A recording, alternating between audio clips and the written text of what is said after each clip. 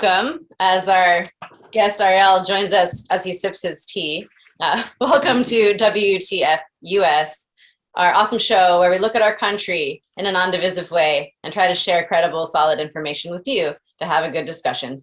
With us today is Ariel, and he'd like to share today that it is World Tea Day. And he has a tea company, which is awesome. And some of his tea is absolutely incredible. And just for viewers of our show in honor of World Tea Day, he has a solid 25% discount on all of his yummy stuff on his tea website, cosmictortoisetea.com. And to get that discount, you have to type in our show name, WTF Us, all big letters, one word, no periods. And you get that awesome discount. We have also Tali with us from Colorado, who is a recovering former Vegas party girl and stay-at-home mom. I'm joining you. We're both in California. I do a bunch of things. It's snowing here.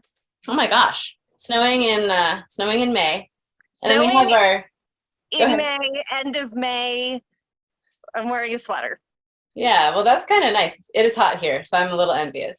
And we have John with us, who is awesome and makes this show possible by hosting his amazing TV streaming station, WWDBTV. And we're so glad he's made this show possible. So to kick off our show today, we're going to try to talk about a lot of stuff. But first, a little bit of light and awesome pondering about space and UFOs. This week, the Congress hosted the UFO specialists to have a discussion, which is, I guess, 50 years since they've had a UFO hearing. And it's really awesome that we're beginning to talk about it in public and whether or not it's aliens, to at least talk about things that are unknown. It's aliens. It's always aliens, right? Well, I mean, I liked that they're clearly not ruling that out as a possibility, but they're not jumping to conclusions. So it's kind of nice to have it looked at in an objective fashion, as opposed to, for the longest time, the policy of the US government seemed to just be to silence anyone who's saying it. There's a big stigma against people coming forward. It's interesting to see that attitude kind of changing in the administration, people being encouraged to come forward with these reports, which is why now they have like over 400 reports that they're investigating in this report that they did that are just from official like military and FAA sources. Do you think that they're trying to prepare us for the upcoming alien invasion? Well, I mean, I think if there will be an alien invasion is the interesting question. I mean, apparently we have not made any attempt to communicate in all of these encounters, which is interesting. But I mean, there are those who put forth the dark forest theory that basically says that we should not stick our necks out or we're probably going to get killed.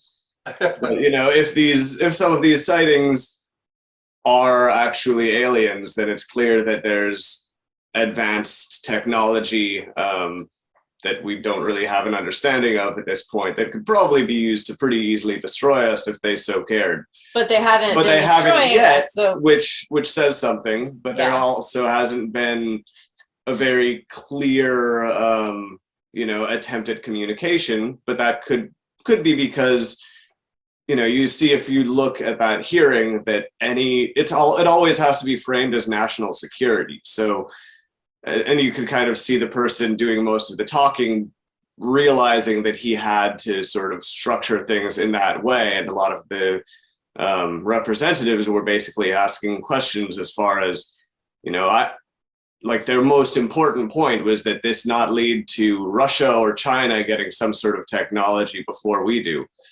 So if we're obviously just looking to immediately militarize anything we can get our hands on, it would make some sense for, another species to maybe not want to get overly involved in that.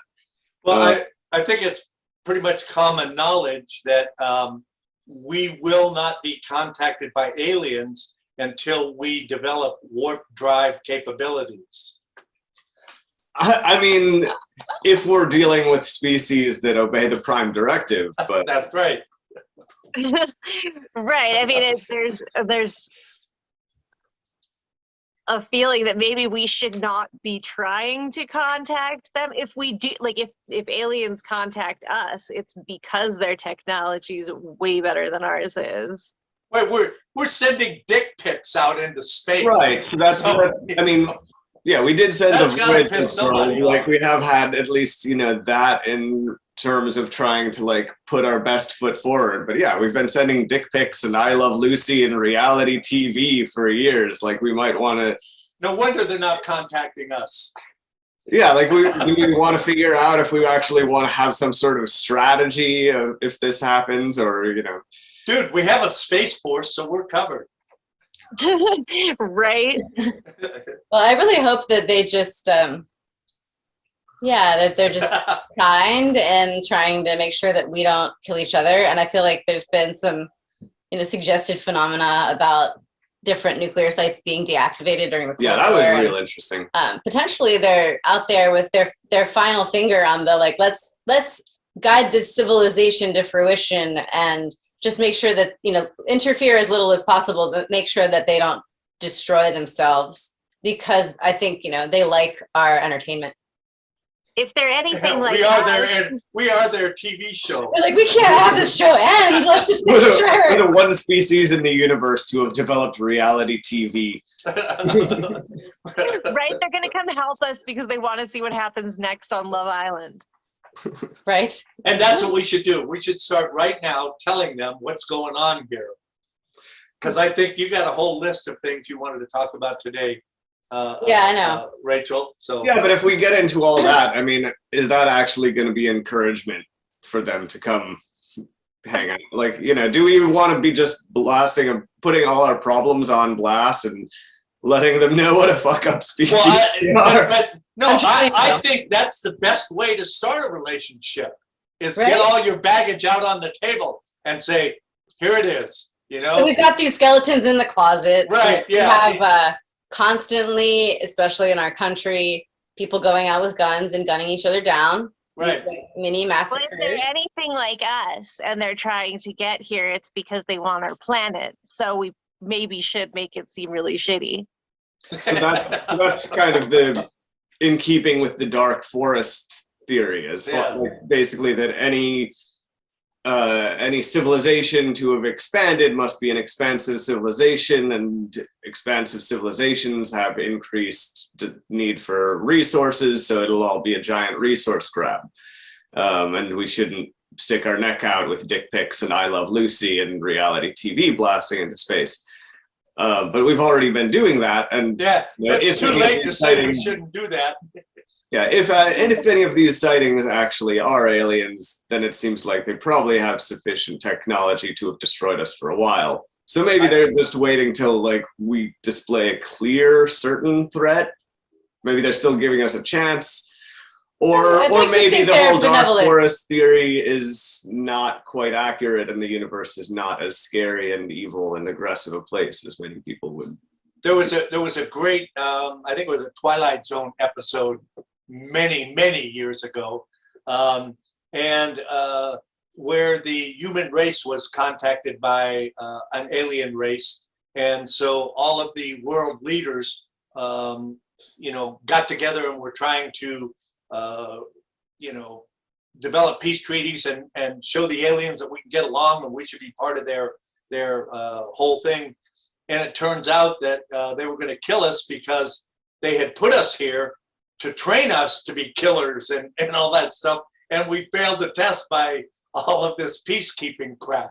So you never know. You never know.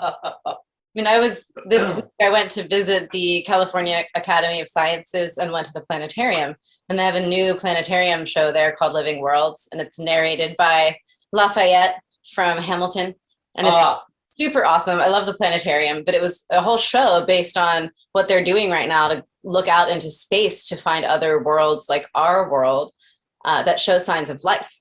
And then we haven't seen many. It was very cool. In the planetarium, they zoom out from our solar system out past our galaxy, pretty far out into space, and they start showing the areas of space that we've studied so far that have light signatures coming from planets around stars that have a light signature similar to ours. And in the areas where they've heavily focused, there's pretty much blue dots like ours filling up the grid. So it's pretty much like every direction you look in the sky, there are tons of planets. I mean, so many, uncountable amount of planets that have a light signature like Earth. And they think it's only a matter of time that we find it. And it's only, I think, a couple months now from them opening up and deploying this amazingly large tennis court sized satellite to actually study these light frequencies, to notice the change. Because apparently a light frequency of a planet that's alive has a very different light signature than a planet that isn't alive. And so I think within a very short amount of time, we will, like within a year or two, maybe we'll know if there's actually life out there. And that's really exciting. I mean, and it seems like for sure there is at this point. How can there So not you're be? saying I can quit recycling?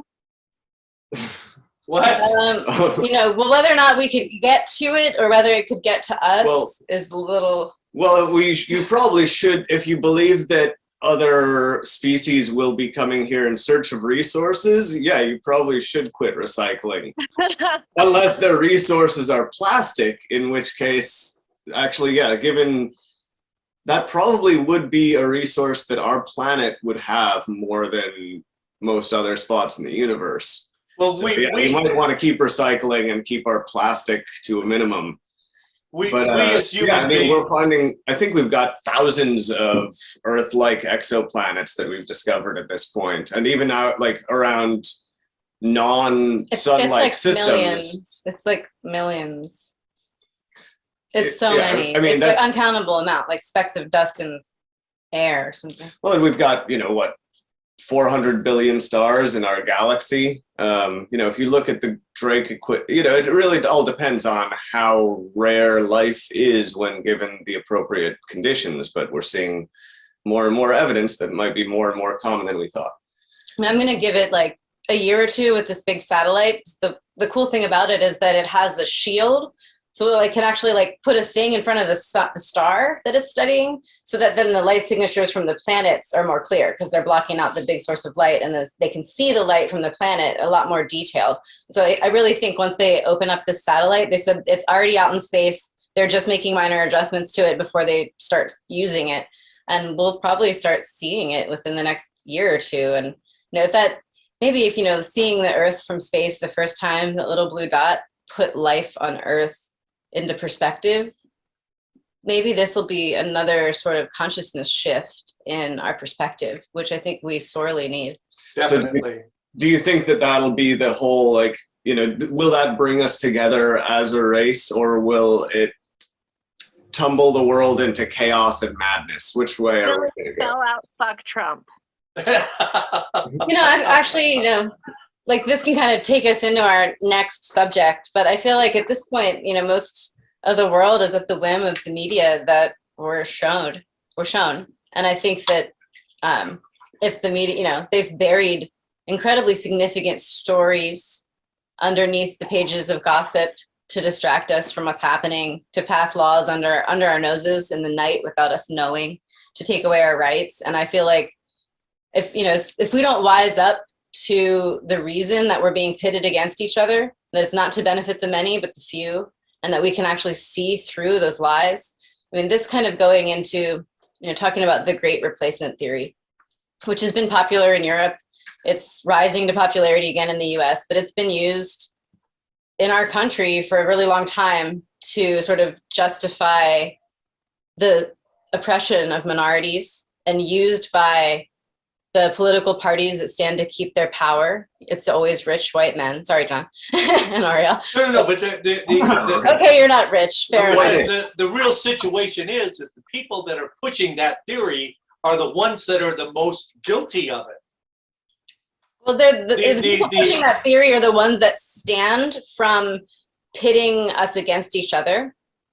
When the Great Replacement theory, for those that don't know what it is the idea that white people are going extinct, that our great, wonderful white culture is going to become overrun with non-white people, and that if we don't do something to stop that, to keep more white people being born, less minorities being born, or in the cases of this guy that went crazy in Buffalo and shot 10 people, that we just start killing people that are in the minority to keep their population down because they're going to take over. And I think it comes from this, the sentiment of it is from this place of deep fear that like white people don't like being the minority. And Dirk, who's usually on our show but not here right now, mentioned something like, why are white people so afraid of being the minority? Right. How the minority is treated around here. Right. And it's kind of like, this idea that white is better, or that we actually are a different race, which this whole idea of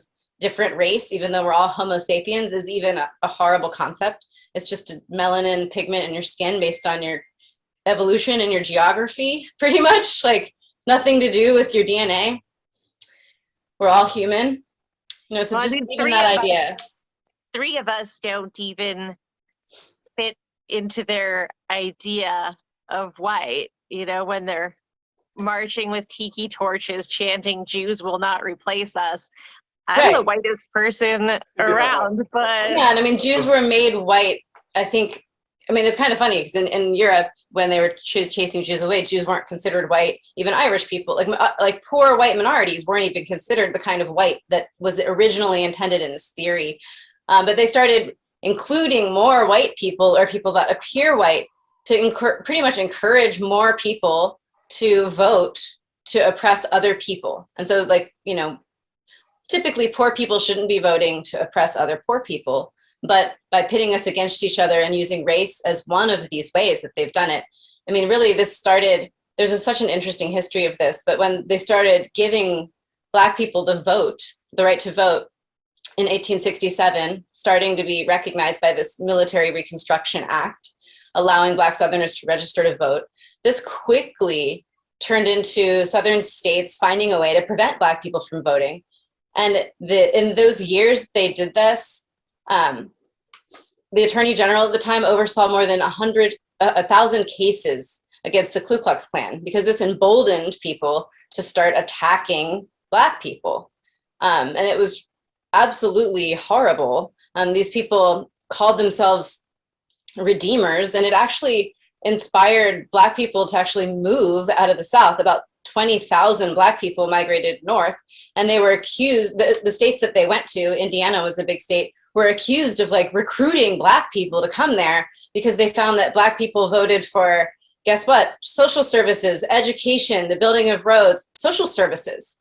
And so it's pretty much Black people and poor people have always had the same things aligned for what they want. We want people to be taken care of. Minorities want the same thing. They want rights for the poor, regular hours, schools that work, health care. And rich people never wanted to give this to anybody, and they would never wanted to be strong-armed or forced. And so they have used, since the late 1800s, used this desire to not give people things, the majority. They figured out every way to make the majority vote against their own best interests. And the Great Replacement Theory is a really big example of that. And it's really it's just horrible. I mean, Biden had to actually reach out, as well as Chuck Schumer, to Rupert Murdoch, who runs Fox News, and saying you promoting these ideas on your media channel is actually stirring up people to go out and be afraid, really think that, oh my gosh, white people are gonna lose something precious and we have to fight for our something. And that this rhetoric has actually inspired people to go out and start shooting each other, and that's irresponsible. And when has the government and the president made a earnest request of a news organization to please stop promoting this? They said, I implore you immediately to cease all dissemination of false white nationalist far-right conspiracy theories on your network. Well, at the same time, this representative from New York is still pushing the replacement theory fully, as part of her platform. And it's it's just horrible. But the whole supporting that whole concept, I don't think they're smart enough to realize they're pulling the rug out from under their own feet, because you won't have consumers. You won't have people to pick your fruits and vegetables in the field. You won't have people to flip your hamburgers or bring food to your table if you start getting rid of the what they consider, you know, not appropriate individuals. So it's almost a suicide wish for that whole group of people. I wish it was working like that, but they're inspiring more people based on fear and hate to vote for them and their interests. Like, and I like, regardless of political parties in charge, it's like, as long as there's people and people can reproduce, they will. And people need shelter, food, at the bare minimum to survive. And so it's like, people are dependent upon society, Each other. to offer opportunities to get these basic needs met. And if the people that have all of the resources and all of the money and all of the opportunity to give to the poor, like at least an opportunity to make money, at least an opportunity to take care of themselves, it's like, at this point, it's like they're giving people the least amount of resources, opportunity, that they can possibly give. And it's not, I mean, and they're not giving enough. People are starving on the street. People, I mean, people are not using social services that they should be using. I mean, there's so many people in our country in poverty, and it's like, it's not enough. Like, they're giving crumbs, and even the crumbs aren't enough. And it's like, as long as they're holding all the bread and giving the crumbs, people are scrapping for those crumbs. And they're using, all the power that they have to keep people voting for the system that keeps this crumb situation happening. By motivating people to really shoot themselves in the foot by these ideas, like the anti-abortion thing, the white nationalism, the uber Christian concept of, like, the Republican Party has embraced in order to keep getting more votes, to keeping the bread in the hands of the few, and caring for each other in a larger societal way that we're capable of from happening. Minorities are like disproportionately in poverty, but like, these are really hardworking people, and at least I mean, in general, and immigrants are just disproportionately starting, like, the other way, starting their own businesses. They start more of their own businesses than multi-generational Americans, and use less of our like social services. Which, yeah, our social services are under. I mean, but 1 in 10 people in the country is using in poverty. social services is something that, like, is demonized and looked down upon, when, like, that is totally unfair. And in a lot of situations, in most situations, I think people use these things when they need them. And I mean, 13 million people live in this country that are in poverty, but do not take benefits from the system that are designed to help them. 46 million people are below the poverty level. And one of the horrible things is that, like, the poverty level, if you live in this country, if you can imagine what you need to support yourself, in order to get benefit, you have to be below a certain level of poverty. You have to be in poverty. Poverty for a family, a couple with 2 children, is $27,000 a year. So, like, in order to even get help, you need to be a family of 4 making less than $30,000 a year. Like, that is not, like, that level. I mean, I as a single one person, it's hard to support myself on $30,000 a year. So, like, to try to raise 4 people and to say that that's the level that you have to be in order to get help is, like, insane. And if you did apply and get WIC, TANF, SNAP, Medicare, whatever, if you did take advantage of all of our social services, you would still be below the poverty line. Right, totally.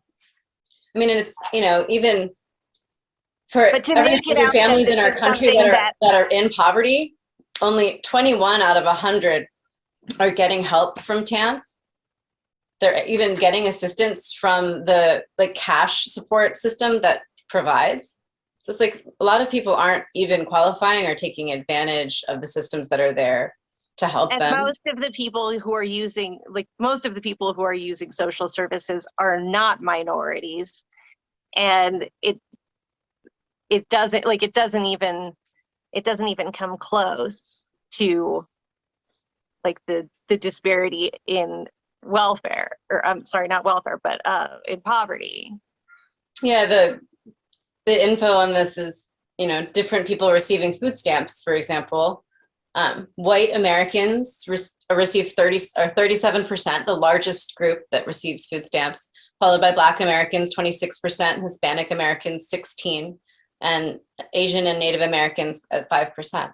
And so it's the people that we think are benefiting, it's always we were talking about welfare and the idea of oh, these people stealing from the government, that is a falsity that was created in order to demonize social services during the Reagan administration, and really heavily pushed to the point where even Clinton got behind it, and also made a big part of his platform that was overwhelmingly popular. It's based on this myth that there's people cheating the system, and what we've found is people aren't cheating the system, and that it's actually incredibly more people need to be getting help that aren't. And the idea, I love this idea, that if you have a baby, the amount you could get from the government to have it, if it's within those 5 years you can even get support, it is $187 Right. a month, whereas the cost of a baby is actually $647 a month. And so it's the idea that people are having babies in order to get $187 a month is so absurd. So Right. And there's an idea that people are living on welfare for their whole lives, and that there are generations and generations of these welfare queens and whatever, people taking advantage of the system. And like you said, it's something that you can only be on cash assistance for 5 years, and those 5 years cannot be consecutive. You can only receive cash assistance at any point for 2 years. The 5 years is that's throughout your entire life. In your entire life, you can have 5 years of cash assistance, which is very small, and those 5 years cannot be consecutive. Rachel, do you have any geographical information about, you were talking about the 37% of welfare recipients. Do you have any geographical statistics on that? In other words, where are they located? Is there a large majority over here and a small minority over here? I do have some. I'm looking for, there's definitely, some of the, I think the people receiving the least amount of assistance are in New Hampshire. And some of I think New Mexico is some of the receiving the most. A lot of, I think Mississippi, here we are, and the poverty rate, let's just say, the states with the highest poverty are Mississippi, Louisiana, and New Mexico. 19.5% of people in Mississippi, and then kind of gradually growing down. The states with the lowest poverty rates are New Hampshire, Utah, and Minnesota.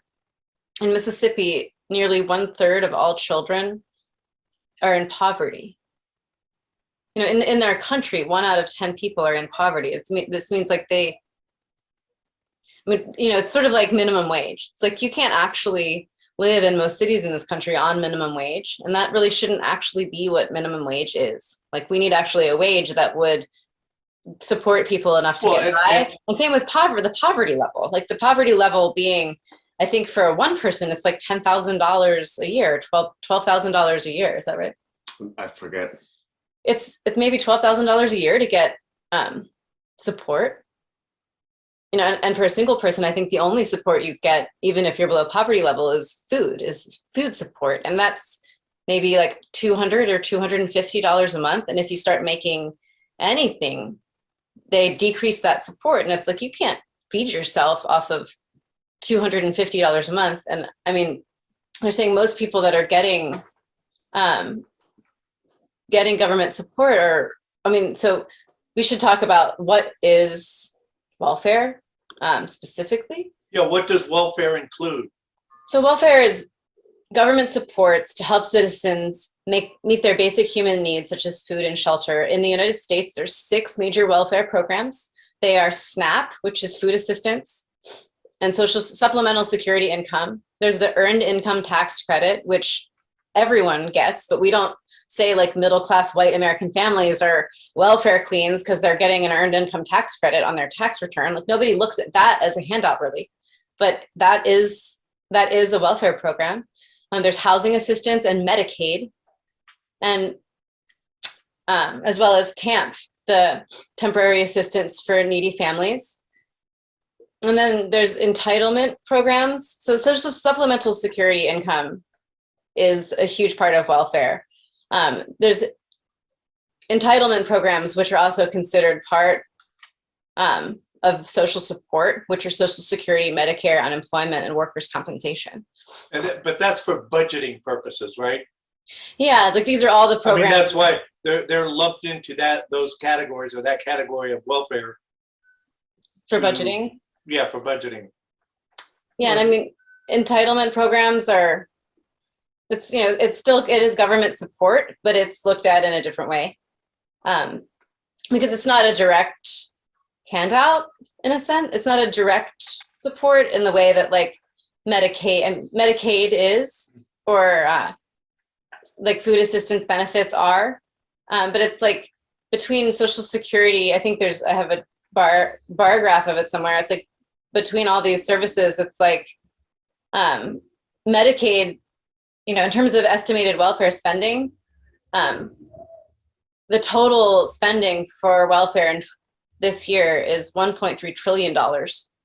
And it's pretty much very nicely split between Medicaid, which is $571 billion of it, and other Social Security income, which is $467 billion.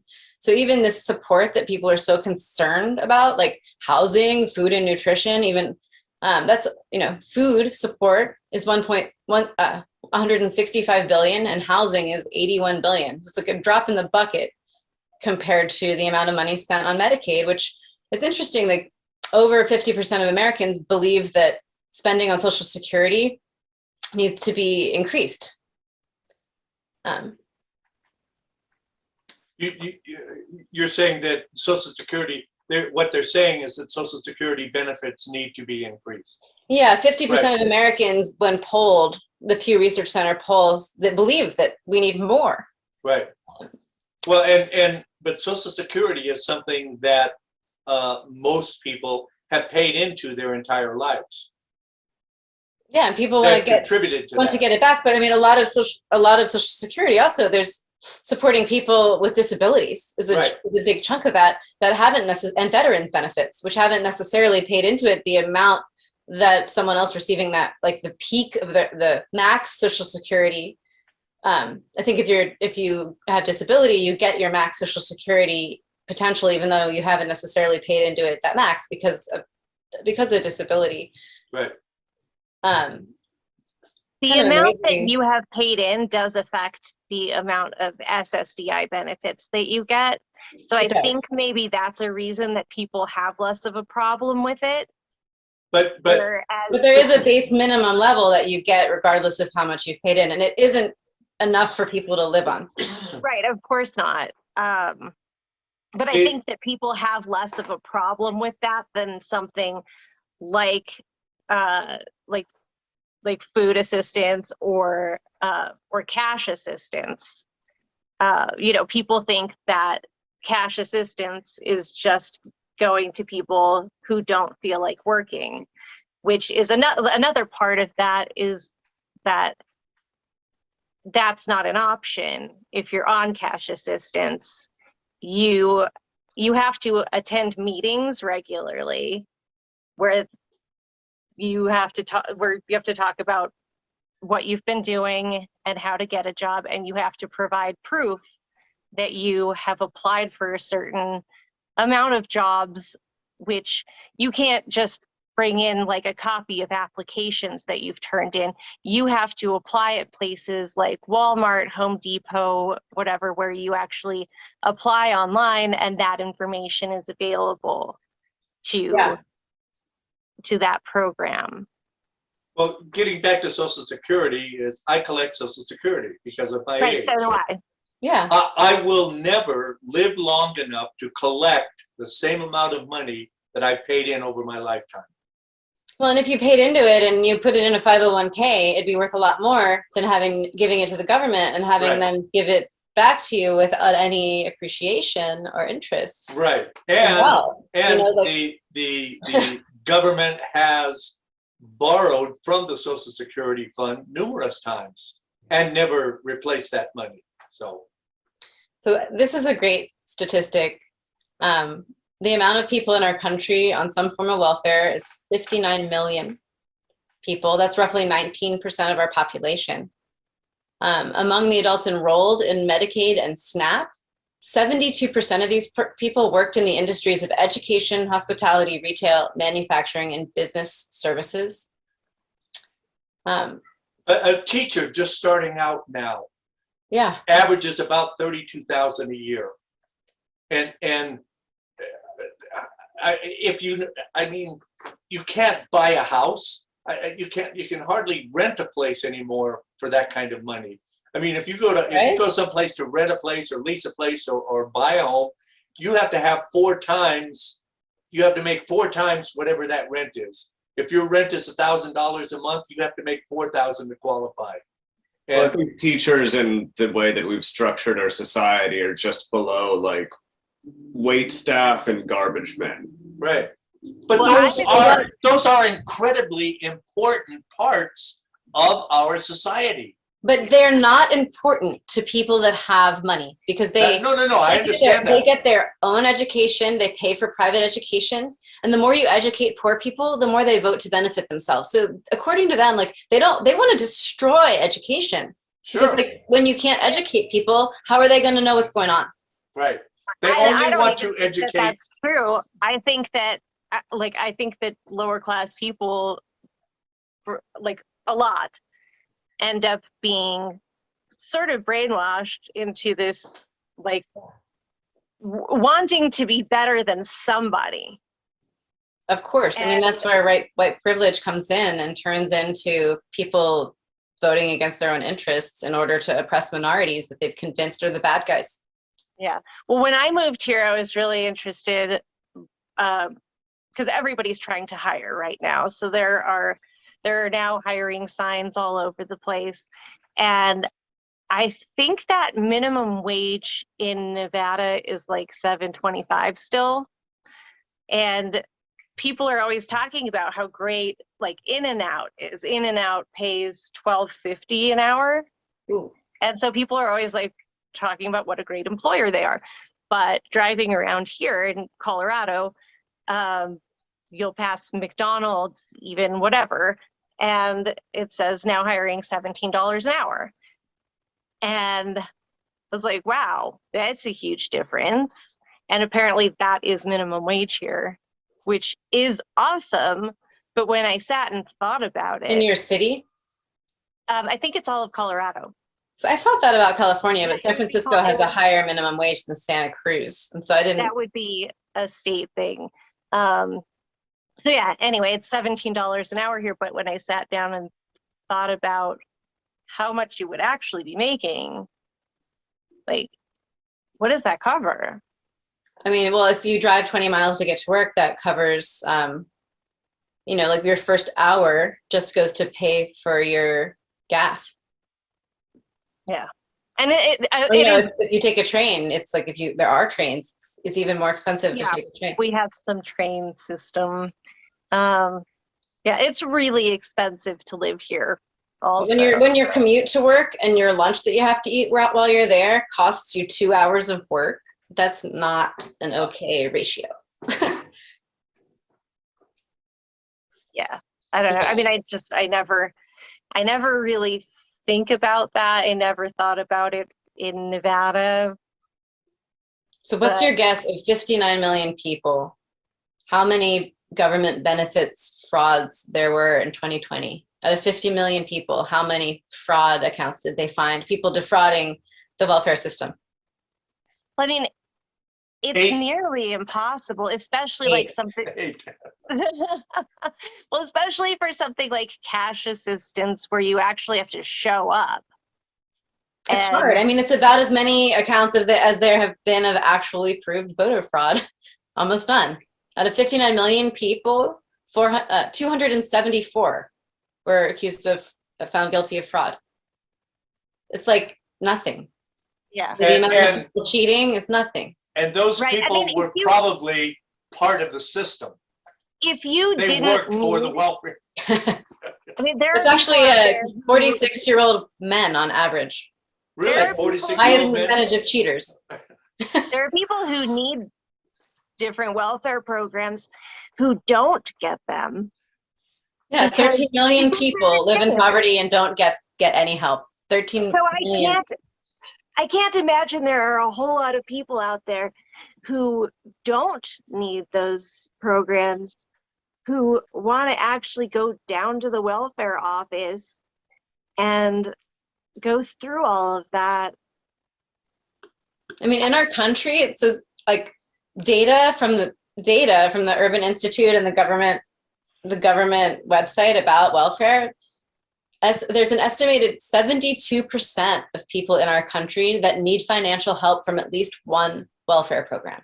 72% of people, whether that's other Social Security income or Medicaid, that includes those programs. But it's like if 72% of people, that's more than the amount of people that vote here. It's like, Yeah. do people even realize that they're benefiting from this support? And if like, I mean, they should realize and they should vote to keep support and to get more support. But the propaganda to kind of demonize social services is so thick in the media that we're all trying to like prevent other people from getting those crumbs. Everyone is fighting over the crumbs and they're not looking at the people holding the loaf at all. Right. That is, yes, that's exactly the point. Is we're focusing on all of this, and it's well, we can't afford this. We can't afford this. We can't afford this. No, we can't afford it because the people that are holding the bread aren't paying their fair share of taxes. And Yeah. the hardest thing for me to understand is how we as human beings do not want to help each other and do not want to see our fellow human beings healthy and happy. And it's just, if you live on a street or in a cul-de-sac and everybody's fighting all the time, who the hell wants to live there? But if you live on a cul-de-sac where people do. yeah. Well, if you want to help yourself, you want to help, your neighbor, you want to help your family, right. you want to help maybe the people at your club or at your job or maybe at your church. But then this short-sightedness of that circle only expands a certain amount, and that it's like the idea that like I want to help these people, but those people over there don't deserve that. No, those people over there too, they have families. Right. They have their group of people that they want to care for, and they try to help each other. And the idea that we could actually all be helping each other, and that all we need to do to all help each other is to agree that we all need help, and that we could all use a leg up, that we could all vote for, before our voting rights are taken away, to vote for increased minimum wage, more social services to actually support people, because like people that are thriving, I mean, there's all these experiments and companies where the model isn't only for profit, where the idea is like you support your employees and they work better, they work harder, they have more innovation, and these models are successful. And so it's like, it's the people at the top wanting to keep power and hold people down, because really if they looked at how do actual people thrive, we thrive when we're supported. We thrive when we're doing well. We work harder and spend more money and care for each other. I think it's our natural inclination as humans to want to feel good, to want to thrive, to want to grow. You know, so it's But like, when how you're can we not do that? I think when you're that- making a ton of money and you don't want to pay taxes on it, it's easy to, like, the easiest thing to do, I guess, is to convince people who are just above that poverty line, just above the ability to collect all of, I say all of, which sounds absolutely ridiculous because it's so small.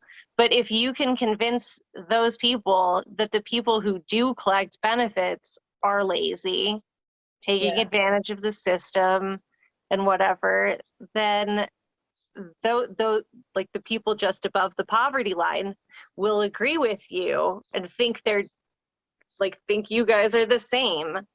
And like, yeah, screw those lazy assholes. Like, fuck it, I'm not paying for If that. you're making $50,000 a year, you're like, I don't want my hard-earned money to go to helping those people that are going to take it. But it's like, But that hard-earned money is going to the people who are not paying the taxes, who are fighting that.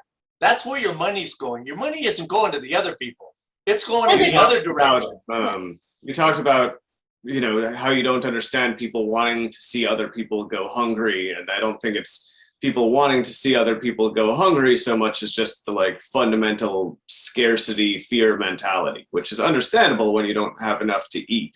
Right. But ultimately, that's the thing that's globally kind of keeping us stunted as a species and probably making any aliens want to continue to fuck off.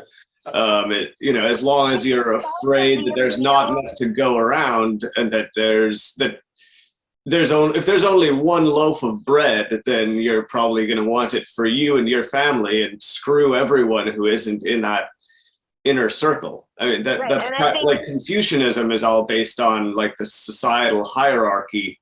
And back like when Mohism was invented back in the day, it was based on universal love.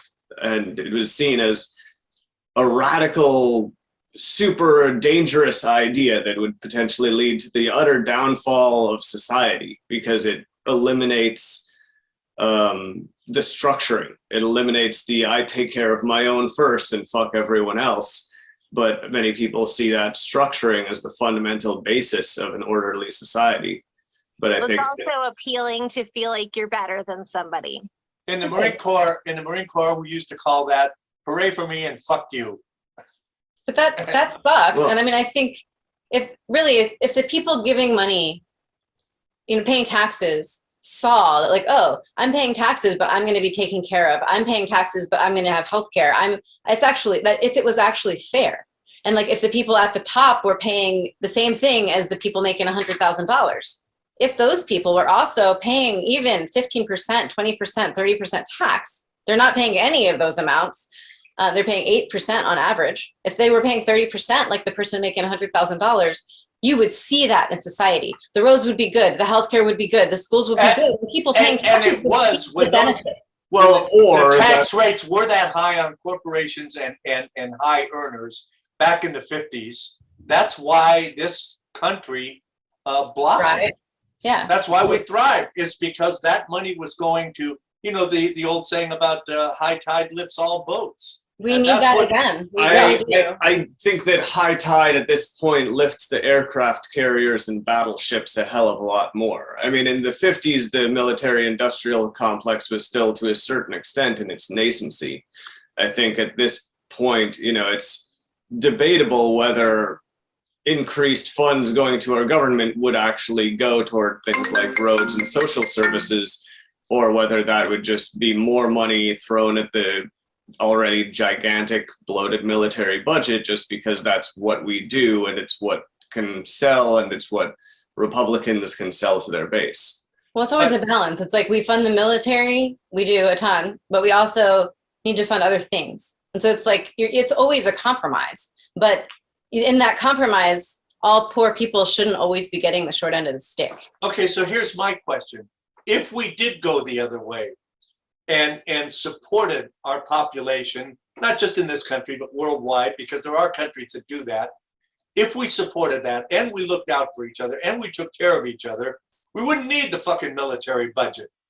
Well, we're kind of far from that. Looking No, I at know we're far from looking that. just at what's happening in But- Ukraine. but It's like, we we do can need still- military until we're not all fighting. Right. We do. But we can still take a step in that direction, and Would be every step great. that we take in that direction helps. I am so I mean, I want to move to the fucking Ukraine. I want to be around that kind of people and Yeah. that kind of dedication and that, hey, looking out for each other and you know we're gonna anyway. Never mind. Sorry, I know we're running out of time. No, on that note, wouldn't it be nice to be in a place that is like filled with pride and support and all people supporting each other? And I feel like that would be fantastic too. And it used to be that here, you know, and it's like, I hope that it swings that way again. Well, Does everyone want to have a last words before we part? Well, I want to bring up again, like when COVID started, it was hard for me to remember a mask all the time. And so I had forgotten a mask one day and I had to just buy whatever mask was at the gas station. And it was a big American flag. And it was just like, oh my God. Right? What does it Okay, wait a represent? minute. Like, I can turn this inside out. I will wear this inside out. Because it was embarrassing. I didn't want to walk around with a big American flag on my face because I felt like people are going to look at me and assume that I am racist. Yeah, that's the And sad part. that's embarrassing. We shouldn't have to I mean, feel how that has the way American about our flag own become the Confederate flag? What's that? How has the American flag become the Confederate flag? And it's like, Exactly. Like yeah. yeah, it's embarrassing that We need to reclaim the flag. it's embarrassing that our flag is embarrassing. Yeah. I feel ya. Let's shift that and make our flag something that we all and our ancestors in this country have like fought for at times. People, we all are probably related to people that have died for this country in different ways to support the ideals of it, which we have yet to realize. Well, I Just say feel a better flag like Bhutan's. Yeah, we should just make a better one. Yeah. I think we should forget the flag and celebrate each other. I feel that. Oh. Aw. Well, folks, thanks for joining us this week for WTF Us. Happy International Tea Day. Thanks for getting real with us. And see you next week.